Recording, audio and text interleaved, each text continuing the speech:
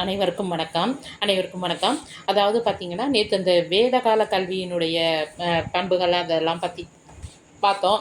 இப்ப வந்து பார்த்தீங்கன்னா, இந்த silent features of Vedic education, அதாவது அதனுடைய பண்புகள் என்னென்னன்னு சொல்லிட்டு பார்த்தலாம். Infusion of spiritual and religious values, அதாவது சமயத்தை பற்றியும் மதத்தை பற்றிய உயர்ந்த சிந்தனைகளை வந்து போதித்தார்.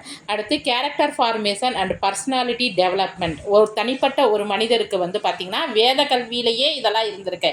ஏன்னா இதில் முக்கியமாக எதற்கு இதனுடைய சிறப்பு பண்புகளை எடுத்து போடுறோன்னா, நம்ம என்னமோ பெண் கல்வின்னு சொல்லிட்டு இன்றைக்கி சொல்லிகிட்டு இருக்கோம். ஆனால் அதெல்லாம் வேத கல்வியிலும் சொல்லியிருந்தாங்க அப்படிங்கிற மாதிரி ஒரு பாயிண்ட் இதில் சொல்லியிருப்பாங்க.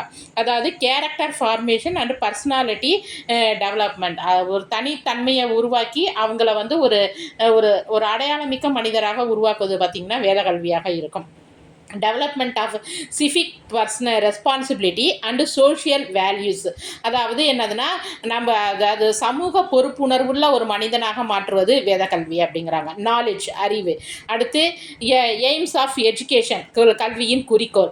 மெத்தட்ஸ் ஆஃப் இன்ஸ்ட்ரக்ஷன், அதாவது அந்த மெத்தட்ஸ் ஆஃப் இன்ஸ்ட்ரக்ஷன், அந்த அவங்க சொல்லுகின்ற அந்த நடைமுறைகளுக்கான அந்த மெத்தடு. அடுத்து மீடியம் ஆஃப் இன்ஸ்ட்ரக்ஷன், எந்த முறையில் படிக்கிறாங்க. அடுத்து ப்ராக்டிபிலிட்டி, ப்ராக்டிக்கலாக எப்படி நம்ம கற்கிற கல்வி எப்படி பயன்படுது. Plain living and high thinking, அதாவது என்ன திட்டமிட்டபடி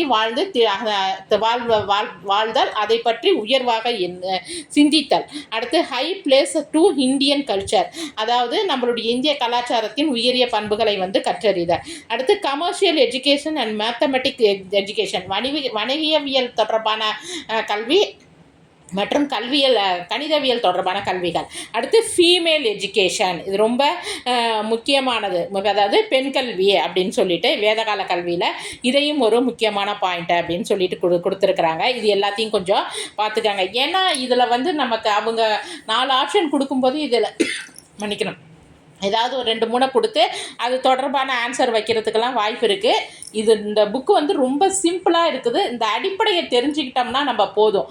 அதனால தான் நான் வந்து இந்த ரொம்ப சிம்பிளாக இருக்கிறேன். ஏன்னா நம்ம நெட்டு செட்டு கிளாஸுக்கு படிக்கும்போது நம்ம அதிகப்படியாக இதை பற்றி இன்னும் தெரிஞ்சுக்கணும். அது நாங்கள் வகுப்பில் தான் சொல்லுவேன். இது ரொம்ப சிம்பிளாக இருக்கிறதுனால அந்த காலேஜ் டிஆர்பிக்கான ஜிகேல இதை பற்றிய செய்திகள் ஏதாவது கேட்டு வைக்கலாம் அப்படிங்கிறதுக்காண்டி தான் நான் இதை பற்றி கொஞ்சம் உங்களுக்கு எக்ஸ்பிளைன் பண்ணிகிட்ருக்கேன். அதுக்கப்புறம் வந்து பார்த்திங்கன்னா நம்மளுடைய கல்வியினுடைய வகைப்பாட்டை வந்து 3ஆக பிரிக்கிறாங்க. அதாவது புத்திஸ்ட் பீரியட், அதுக்கப்புறம் மெடிவல் பீரியட், அதுக்கப்புறம் பிரிட்டிஷ் பீரியட். பிரிட்டிஷ் பீரியடையே 2ஆக பிரிச்சுக்கிறாங்க. Post independence period and modern education system, அதாவது சுதந்திரத்துக்கு முன்னாடி அப்புறம் வந்து நவீன கலை இந்தியாவில் வந்து எஜுகேஷன் சிஸ்டம் எப்படி இருந்துச்சுன்னு. அதாவது புத்திஸ்ட் பீரியடில் பார்த்தீங்கன்னா during the advent of Buddhism, Sarnath university became a great centre of learning to study of Buddhism, அதாவது புத்த கொள்கைகளை வந்து அந்த சாரநாத் பல்கலைக்கழகங்கிறது புத்த கொள்கைகளை படிப்பதற்கான ஒரு மிகச்சிறந்த கல்வி நிலையமாக இருந்தது. Ajanta was also a great place of learning to study Buddha, அதாவது நாலந்தா அஜந்தா, சாரநாத் போன்ற யூனிவர்சிட்டிகள் புத்த மத கல்வியை புத்த மதத்தை படிப்பதற்குரிய ஒரு வாய்ப்பாக இருந்தது. அந்த பல்கலைக்கழகங்களில் படித்தாங்க. Ajanta was also a great place of learning art, architecture and painting. நமக்கே தெரியும் அஜந்தா ஓவியங்கள் அஜந்தா எல்லோரா ஓவியங்கள் அப்படின்னு சொல்லிட்டு எல்லோரும் நம்ம படிச்சிருப்பான். அப்போ அவங்க வந்து என்ன சொல்லியிருக்கிறாங்க, கல்விக்கு மட்டும் முக்கியத்துவம் இல்லாமல் ஆர்ட்னா கலை, ஆர்கிடெக்சர் கட்டடவியல், அதுக்கப்புறம் பெயிண்டிங் ஓவியத்துக்கும் அவங்க முக்கியத்துவம் கொடுத்தாங்க. Indian society thrived and its economy and also dominated the world under the kind of education system, அதாவது என்னன்னா மணிகள் நம்மளுடைய இது வந்து என்னன்னு சொல்கிறாங்க, இந்த கைண்ட் ஆஃப் எஜுகேஷன் சிஸ்டம் நம்மளுடைய இந்த புத்த மத கல்வியில் வந்து இந்த இதெல்லாம் இருந்துச்சு அப்படின்னு சொல்லிட்டு சொல்கிறாங்க. இதை மட்டும் இல்லாமல் வேறு சில இந்த புத்த மதத்தோட தொடர்புடைய சில செய்திகளையும் நம்ம இந்த இதில் வந்து பார்த்துடலாம். இதில் வந்து அவங்க வந்து என்னென்னா முக்கியமாக சில இதை மட்டும்தான் சொல்லியிருக்கிறாங்க. நான் அதோட தொடர்புடைய வேறு சில செய்திகளையும் சொல்லிடுறேன். இதில் வந்து என்னன்னு சொல்லி பார்த்தீங்கன்னா, மாணவர்களை தேர்ந்தெடுப்பதும் அவர்களுடைய பாடத்திட்டங்களை வடிவமைப்பது எல்லாமே ஆசிரியருடைய கண்ட்ரோலில் இருக்கும். அந்த ஆசிரியர் வந்து மாணவர்கள் முழுமையாக கற்பித்து அவங்க வந்து ஃபுல் ட்ரெயின்டு, ஃபுல் எஜுகேட்டட் அப்படின்னு சொல்லி அவங்களுக்கு தோணுனதுக்கு அப்புறமேல தான் அவங்க வந்து அந்த கல்வி நிலையத்தை வந்து வெளியேற்றுவாங்க. அதேமாரி வந்தனா முக்கியமானது. இன்னைக்கு வந்து நம்ம எல்லா குழந்தைங்களுக்கும் என்ன பண்ணுறோம், ஏதோ எல்லாத்தையும் காமனாக படிக்க சொல்கிறோம். எந்த பிள்ளைக்கு எந்த பாடம் வருதுன்னு தெரிய மாட்டேங்குது. பட் ஆனால் புத்த மத கல்வியில் நல்லா நோட்டட் பண்ணிக்கோங்க. மாணவர்கள் எந்த கல்வியில் ஆர்வமாக இருந்தார்களோ அதை கற்றுக் கொடுத்தல் என்பது புத்த மத கல்வியில் முக்கியமானதாக இருந்தது. 3 பாயிண்ட்டை, அதாவது ஒவ்வொரு பாயிண்ட்டாக சொல்லிடுறேன், தொகுத்து சொல்லிடுறேன். அதுக்கப்புறம் வந்து பார்த்தீங்கன்னா விவாதங்கள் கலந்தாலோசித்தல் அப்படிங்கிறது வந்து பார்த்தீங்கன்னா புத்த மத கொள்கைகளில் வந்து கல்வியில் வந்து முக்கியமானதாக இருந்தது. இப்போ இந்த கற்றல் முறையோடு தொடர்புடைய ஒரு 4 பாயிண்ட்டை மட்டும் சொல்லிடுறேன். அதாவது மாணவர்களை தேர்ந்தெடுப்பது, அவர்களுக்கான கல்வி திட்டங்களை உருவாக்குவது எல்லாத்தையுமே அந்த புத்த குருமார்கள் தான் செஞ்சாங்க. மாணவர்கள் வந்து முழுமையாக கல்வியை கற்ற பிறகு தான் அவர்களை வந்து கல்வி நிலையத்தை விட்டு வெளியே அனுப்பினார்கள். 3வது முக்கியமான பாயிண்ட், மாணவர்கள் எதை கற்றுக்கொள்ள ஆர்வமாக இருக்கிறார்களோ அவங்களுக்கு அதை கற்றுக் கொடுத்தாங்க. 4வது பாயிண்ட் என்னன்னு சொல்றாங்கன்னா விவாதங்கள் மற்றும் கலந்தாலோசித்தல். இன்னைக்கு நம்ம என்ன பண்றோம், படிக்கிறோம், அப்படியே மனப்பாடம் பண்றோம், போய் எழுதுறோம். அந்த மாதிரி இல்லாம விவாதங்களும் அந்த கலந்தாலோசித்தலும் தான் மாணவர்களினுடைய கிரியேட்டிவிட்டிங்கும் போது என்னது சொல்றது, படைப்பாற்றல் திறனுக்கு வந்து முக்கியத்துவமாக இருக்கும். அப்ப புத்த மத குருமார்களினுடைய கல்வியில வந்து எது முக்கியத்துவம் பெற்றிருந்துச்சுன்னு சொல்லி பார்த்தீங்கன்னா கலந்தாலோசித்தல். இன்னைக்கு நம்ம எல்லாமே இந்த ஆன்லைன் கிளாஸஸ்ல, இந்த டிஆர்பி கிளாஸஸ்லாம் பார்த்தீங்கன்னா குரூப் டிஸ்கஷன்ங்கிறது ரொம்ப முக்கியமானதாக இருக்குது.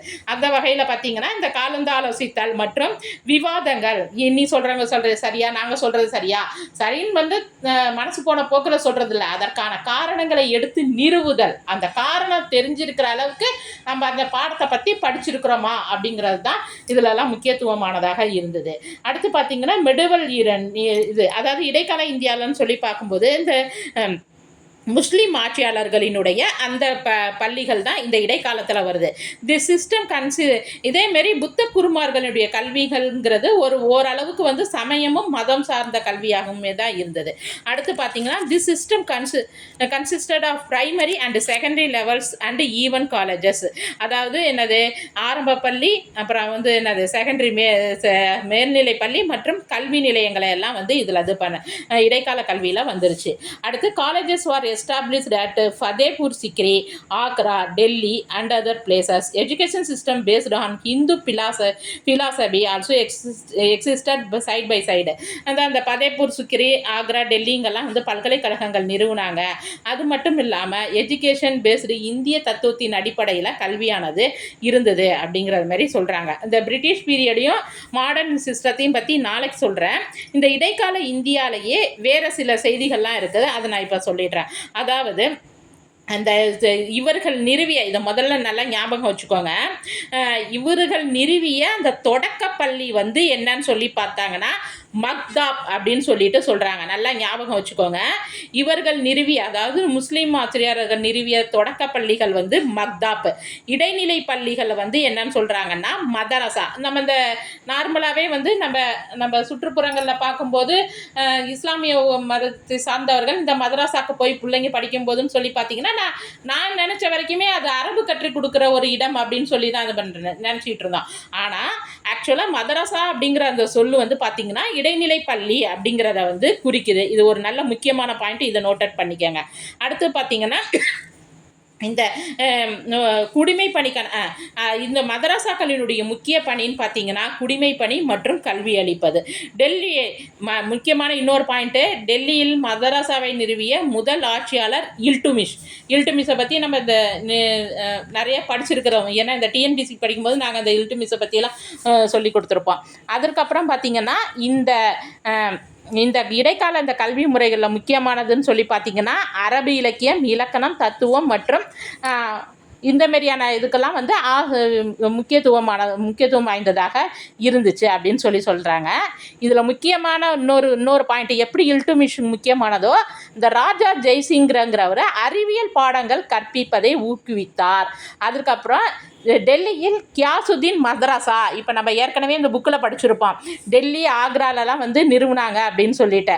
அப்படி பார்க்கும்போது டெல்லியில் கியாசுதீன் மதரசா மற்றும் ஷாஜானாபாத்தில் வந்து மௌலானா சத்ருதீன் மதரசா ஆகியவைகள் வந்து இந்த தனி நபர்களால் உருவாக்கப்பட்டுச்சு. சரி, நம்ம நினைக்கலாம், சரி அந்த பக்கம்தான் வந்து எல்லாம் இந்த மாதிரியான கல்வி நிறுவனங்களெல்லாம் வந்துச்சாங்க மேடம், தமிழ்நாட்டில் எதுவுமே கிடையாதா அப்படின்னு சொல்லி பார்த்தீங்கன்னா அப்படிலாம் கிடையாதுங்க. நம்ம தமிழ்நாட்டிலையும் இந்த இடைக்கால கல்வி முறையில் வந்து மிக நீண்ட ஒரு வரலாறு இருக்குது. ஏன்னு பார்த்தீங்கன்னா இதுக்கு பாயிண்ட்ஸ் எடுத்தோம்னா மிக அதிகமாக போயிட்டே இருக்குது. நான் சுருக்கமாக சொல்லிடுறேன். நம்ம இந்த பல்லவர் காலமாக இருக்கட்டும், சோழர் காலத்தில் பல கல்வெட்டுகள்லாம் வந்து என்ன பண்ணாங்கன்னா அந்த கல்வி நிலையங்களுக்கு தானமாக கொடுத்த நிலங்களை பற்றியும், அந்த ஆசிரியர்களுக்கு கொடுத்த அதாவது ஊதியமாக கொடுத்த நிலங்களை பற்றியும் பார்த்தீங்கன்னா கல்வெட்டுகளில் நிறைய இருக்குது. சோழர் காலத்திலையும் அது இருக்குது. இதை வந்து ஒரு நிறுவனமாக தொடங்கி நடத்தின பெருமை யாருக்குன்னு சொல்லி பார்த்தீங்கன்னா ஸ்ரீ ராமானுஜருக்கு முக்கிய பங்கு இருக்குது. அப்போ நம்மளுடைய தமிழகத்தில்னு சொல்லி பார்த்தீங்கன்னா இடைக்காலத்தில் ஸ்ரீ ராமானுஜர் இதில் வந்து முக்கியமானதாக பங்கு இருந்தது. அதேமாரி பார்த்தீங்கன்னா இந்த இடைக்காலம் அப்படின்னு சொல்லி பார்க்கும்போது நம்மளுடைய நம்ம பொதுத்தமிழ் புக்கில் வந்து எடுத்து பார்த்தீங்கன்னா இந்த திண்ணை கல்வி, குருகுல கல்வின்னு சொல்லி பார்க்கும்போது நம்மளுடைய இதில் வந்து குறவர்கள் அப்படின்னு சொல்லிட்டு சொல்கிறவங்க, அதாவது மன்னிக்கணும், இந்த ஆசிரியர்கள் குறவர்கள் அதெல்லாம் பற்றி நம்ம பொதுத்தமிழ் புக்கிலேயே இருக்கும். அதை கொஞ்சம் ஓரளவு பார்த்துக்கங்க. நம்மளுடைய இடைக்காலத்தில் தமிழகத்தில் என்னன்னு பார்த்தீங்கன்னா சோழர் காலத்தில் வந்து நிலங்கள் தானமாக அளிக்கப்பட்டது முக்கிய பங்கு. இன்னொரு முக்கியமான ஒருத்தவர் யாருன்னு சொல்லி பார்த்தீங்கன்னா ராமானுஜர். இவங்களை மட்டும் கால இந்தியாவில் பார்த்துக்கலாம். அடுத்து பிரிட்டிஷ் பீரியடை பற்றி நாளைக்கு பார்க்கலாம். அதேமாரி டெய்லி ஒரு ஷார்ட்ஸில் வந்து பார்த்தீங்கன்னா உங்களுக்கு இந்த விரிவாக்கம் மாரி எக்ஸ்பிளனேஷன் மாரி போடலாம் அப்படின்னு சொல்லிட்டு இருக்கிறேன் இந்த காலேஜ் டிஆர்பிக்கு. ஏன்னா இந்த அதாவது இந்த ஐஐடி இந்த மாரியான சில வேர்டெல்லாம் இருக்குது, இந்த டிஆர்டிஓ இந்த மாரியான வேர்டுகள்லாம் இருக்குது. இதற்கான எக்ஸ்பிளேஷன் ஃபார்மு இனிமேல் வந்து டெய்லி ஒரு ஷார்ட்ஸ் உங்களுக்கு வரும். ஏன்னா நிறைய நேரம் இருந்துச்சுன்னா பிள்ளைங்களுக்கு படிக்கிறதுக்கு ரொம்ப கஷ்டமாக இருக்குது. அதனால் வந்து அந்த ஷார்ட்ஸில் வரும். அதையும் கொஞ்சம் பார்த்து ரெஃபர் பண்ணிக்கோங்க. நன்றி, வணக்கம்.